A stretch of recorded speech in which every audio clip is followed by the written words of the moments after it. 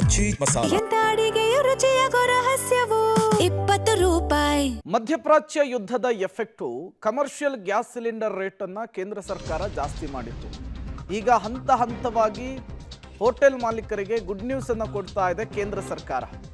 ವಾಣಿಜ್ಯ ಸಿಲಿಂಡರ್ ಬೆಲೆಯಲ್ಲಿ ಮತ್ತೊಮ್ಮೆ ಇಳಿಕೆಯಾಗಿದೆ ಅನ್ನೋದು ಗೊತ್ತಾಗ್ತಾ ಇದೆ. 19 kg ಸಿಲಿಂಡರ್ ಬೆಲೆ 202 ರೂಪಾಯಿ ಇಳಿಕೆ ಆಗಿದೆ. ದೆಹಲಿಯಲ್ಲಿ 202 ರೂಪಾಯಿ, ಕೋಲ್ಕತ್ತಾದಲ್ಲಿ 209 ರೂಪಾಯಿ ಇಳಿಕೆ ಆಗಿರುವಂಥದ್ದು. ಬೆಂಗಳೂರಿನಲ್ಲೂ ಕೂಡ ವಾಣಿಜ್ಯ ಸಿಲಿಂಡರ್ನ ರೇಟು 200 ರೂಪಾಯಿ ಇಳಿಕೆ ಆಗಿದೆ. ಈ ಮೂಲಕ ಹೋಟೆಲ್ ಮಾಲೀಕರಿಗೆ ಕೇಂದ್ರ ಸರ್ಕಾರ ಮತ್ತೆ ಗುಡ್ ನ್ಯೂಸನ್ನು ಕೊಡ್ತಾ ಇರುವಂಥದ್ದು.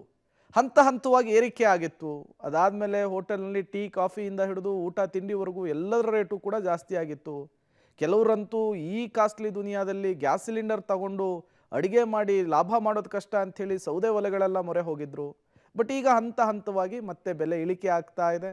ಮತ್ತೆ ಹೋಟೆಲ್ ಮಾಲೀಕರು ರೇಟನ್ನೇನಾದರೂ ಅಡುಗೆ ಕಾಫಿ ಟೀ ತಿಂಡಿಯಲ್ಲಿ ಇಳಿಸ್ತಾರಾ ಅನ್ನೋದನ್ನು ಕಾದು ನೋಡಬೇಕಿದೆ.